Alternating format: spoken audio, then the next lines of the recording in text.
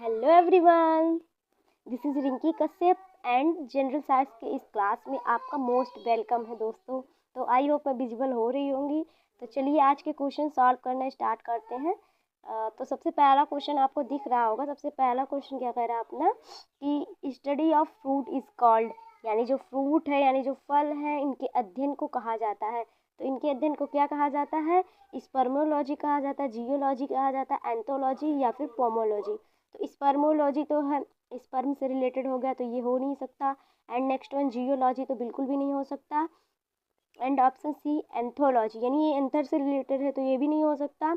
तो option number D pomology है ना। स्टडी ऑफ फ्रूट यानी फलों के अध्ययन को क्या कहते हैं? पोमोलॉजी कहते हैं। डन। तो ऑप्शन नंबर डी यहाँ से अपना बिल्कुल करेक्ट आंसर हो जाएगा। आई होप आपको समझ में आया होगा। नेक्स्ट क्वेश्चन पे बढ़ते हैं। हाँ जी, नेक्स्ट क्वेश्चन आ गया अपना। सो नेक्स्ट क्वेश्चन क्या कह रहा है, यानी दूसरा नंबर क्वेश्चन अपना क्या कह रहा है? Study of bone is called, यानी जो बोन है यानी जो हड्डी है इसके अध्ययन को कहा जाता है। ऑप्शन है यूरोलॉजी, जियोलॉजी, ऑस्टियोलॉजी और डर्मेटोलॉजी।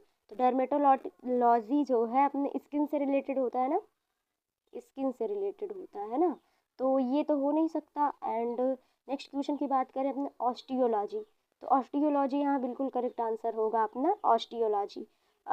बोन्स की स्टडी को क्या बोलते हैं? ऑस्टियोलॉजी। बिल्कुल यहाँ से ऑप्शन नंबर बी अपना करेक्ट आंसर हो जाएगा। यूरोलॉजी बिल्कुल नहीं होगा, जियोलॉजी तो हो ही नहीं सकता। तो क्या ऑप्शन नंबर सी यहाँ अपना बिल्कुल करेक्ट आंसर बन जाएगा। आई होप आपको समझ में आया होगा। चलिए नेक्स्ट क्वेश्चन पे बढ़ते हैं।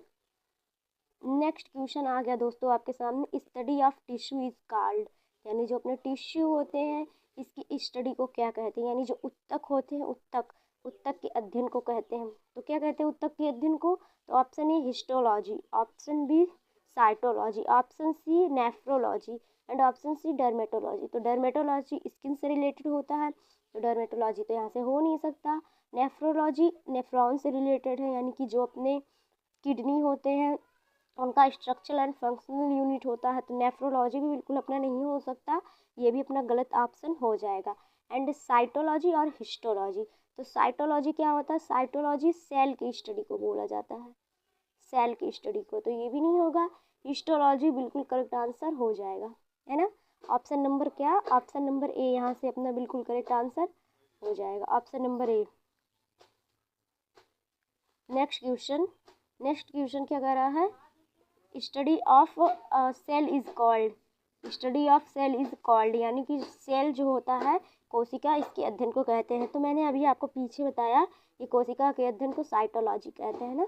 तो यहाँ से कौन सा ऑप्शन बी सही हो जाएगा। ये नेफ्रॉन से, ये पोमोलॉजी स्टडी ऑफ फ्रूट को कहते हैं। एंड हिस्टोलॉजी तो मैंने भी आपको बताया टिश्यू के स्टडी को बोलते हैं ना। तो ऑप्शन नंबर बी यहाँ से बिल्कुल करेक्ट आंसर हो जाएगा। डन। चलिए नेक्स्ट क्वेश्चन में बढ़ते हैं। नेक्स्ट क्वेश्चन क्या कह रहा है दोस्तों अपना?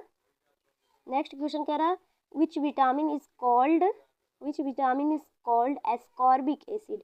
एस्कॉर्बिक एसिड कौन से विटामिन को कहा जाता है? विटामिन ए को, विटामिन बी को, विटामिन सी को, या विटामिन बी को, या फिर ऑल को? देखिए ऑल नहीं, बिल्कुल करेक्ट आंसर होगा एस्कॉर्बिक एसिड। एस्कॉर्बिक एसिड की बात हो रही है ना।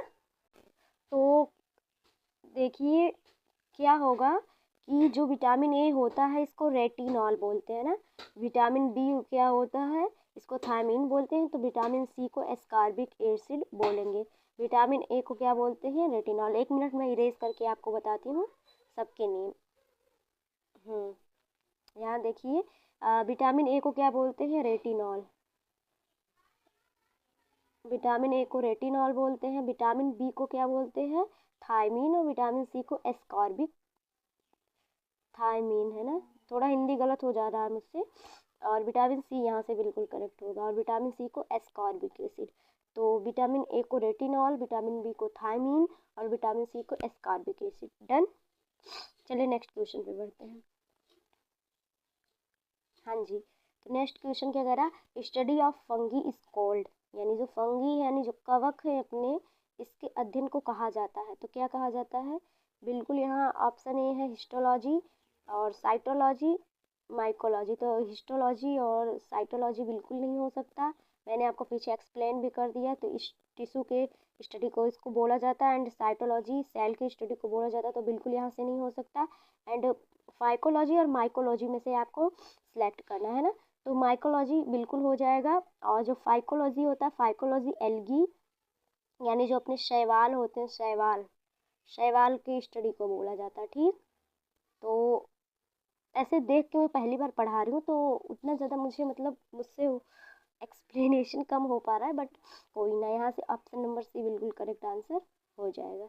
Option number C. डन। चलिए नेक्स्ट क्वेश्चन पे बढ़ते हैं। नेक्स्ट क्वेश्चन आ गया अपना। नेक्स्ट क्वेश्चन क्या कह रहा है, chemical formula of bleaching powder is, है ना। तो जो केमिकल फार्मूला होता है वो ब्लीचिंग पाउडर का क्या है, ब्लीचिंग पाउडर का रासायनिक सूत्र क्या है।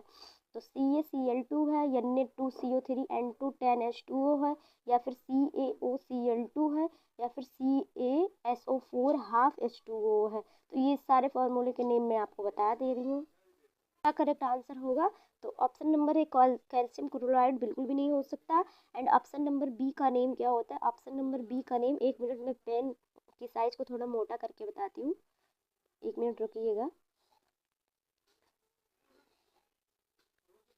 हाँ, तो इसका नाम क्या होगा दोस्तों, इसका नाम हो जाएगा वॉशिंग सोडा, है ना। वॉशिंग सोडा यानी हिंदी में बात करें धावन सोडा जिसको हम बोलते हैं, तो ये वॉशिंग सोडा हो जाएगा अपना, है ना। आपको आई होप क्लियर दिख रहा होगा। और कैल्शियम क्लोराइड यहाँ से मतलब CaOCl2 ये ब्लीचिंग पाउडर का बिल्कुल हो जाएगा। एंड इसकी बात करें तो इसको हम जिप्सम बोलते हैं। क्या बोलते हैं, जिप्सम बोलते हैं। तो मैं हिंदी में लिखूँ जिप्सम। ठीक, तो यहाँ से आपको इतने फार्मूले क्लियर हो गए होंगे। आई होप आपको समझ में आया होगा। देखिए मैं इरेज कर देती हूँ बट आप लर्न कर लीजिएगा, है ना। मैं इरेज कर देती हूँ, थोड़ा गंदा लगने लगा है। हाँ जी, मैं इरेज कर दे रही हूँ। एंड सही ऑप्शन अपना ऑप्शन नंबर सी हो जाएगा। CaCl2 है नहीं, एंड Na2CO3 × 10H2 अपना वॉशिंग सोडा होता है, मैंने बताया। और CaOCl2 अपना ब्लीचिंग पाउडर का केमिकल फार्मूला होगा। तो यहाँ से और CaSO4 और हाफ H2O जो होता है अपना जिप्सम होता है ना। डन। तो फिर चलिए नेक्स्ट क्वेश्चन पे बढ़ते हैं। हाँ जी, नेक्स्ट क्वेश्चन क्या कर रहा है, प्लास्टर ऑफ पेरिस का फॉर्मूला पूछा जा रहा है, जो कि मैंने आपको पीछे बताया। CaCO3 एडिंग कैल्शियम कार्बोनेट बिल्कुल नहीं होगा। और CaSO4 हाफ H2O जिप्सम का होता है, मैंने आपको बताया, ये भी बिल्कुल नहीं हो सकता। एंड ये देखिए Na2CO3 10H2O ये जो है ये अपने वॉशिंग सोडा का होता है, मैंने आपको बताया ये अपने वॉशिंग सोडा का ये भी नहीं होगा। तो CaSO4 × 2H2O ये अपना बिल्कुल करेक्ट आंसर हो जाएगा। तो प्लास्टर ऑफ पेरिस का फॉर्मूला क्या होगा, CaSO4 × 2H2O, यानी ऑप्शन नंबर सी यहाँ से अपना बिल्कुल करेक्ट आंसर हो जाएगा। आई होप आपको समझ में आया होगा। चलिए नेक्स्ट क्वेश्चन पे बढ़ते हैं। एंड दोस्तों प्लीज़ वीडियो को लाइक कर दीजिएगा। मैं नेक्स्ट क्वेश्चन पे बढ़ती हूँ, है ना। तो नेक्स्ट क्वेश्चन अपना क्या कह रहा है, the boiling point of water at an at Kelvin scale. तो केल्विन स्केल में पूछा गया है। वैसे डिग्री सेल्सियस में 100 डिग्री सेल्सियस पे जो है बॉइलिंग पॉइंट होता है अपनी वाटर का। ठीक, 0 डिग्री सेल्सियस पे नहीं होता, ये 0 डिग्री सेल्सियस पे पिघल जाता है, यानी बर्फ़ पिघलता है ना। तो 100 डिग्री सेल्सियस पे पानी उबलने लगता है। ठीक, तो ये जो है डिग्री सेल्सियस में है, और इसको केल्विन में चेंज करना है। तो केल्विन में चेंज करने के लिए 273 को ऐड किया जाता है ना। तो फिर 100 में प्लस कर देंगे 273, क्योंकि डिग्री सेल्सियस को केल्विन में चेंज करने के लिए 273 ऐड किया जाता है। तो यहाँ से 373 अपना बिल्कुल करेक्ट आंसर हो जाएगा, 373 केल्विन। तो यहाँ से बिल्कुल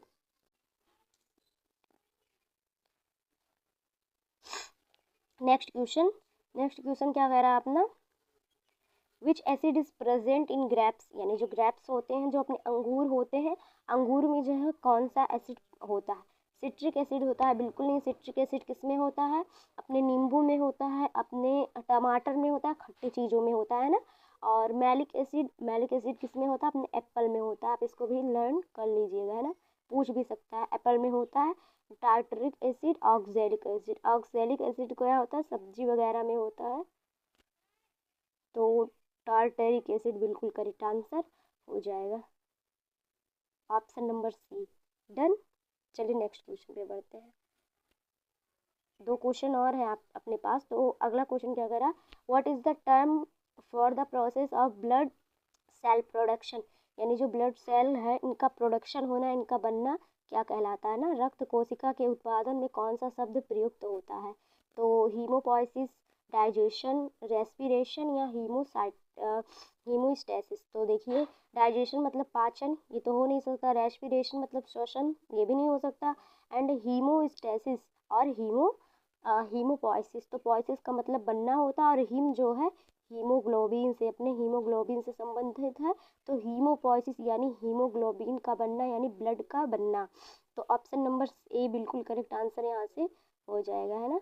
ऑप्शन नंबर ए हीमोपोइसिस, हीमोपोइसिस यहाँ से अपना बिल्कुल करेक्ट आंसर हो जाएगा, ऑप्शन नंबर ए।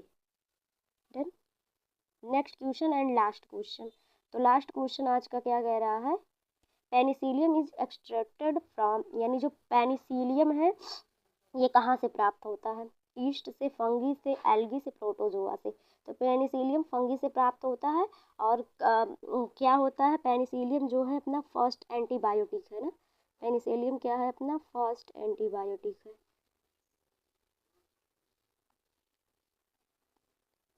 फर्स्ट एंटीबायोटिक है अपना पेनिसिलियम। एलेक्जेंडर ने इसकी डिस्कवर की थी।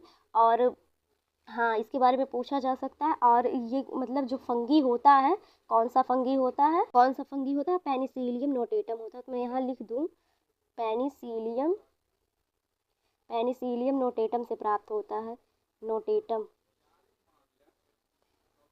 यहाँ थोड़ा गंदा लग जाता है ऐसे लिखने से, बट आपको सिर्फ समझना चाहिए, है ना। तो पेनिसिलियम नोटेटम से प्राप्त होता है, फर्स्ट एंटीबायोटिक है, अलेक्जेंडर फ्लेमिंग ने इसकी डिस्कवर की थी, एंड फंगी से प्राप्त होता है। तो ये था आज का क्वेश्चन। आई होप आपको समझ में आया होगा। So thank you for watching this video.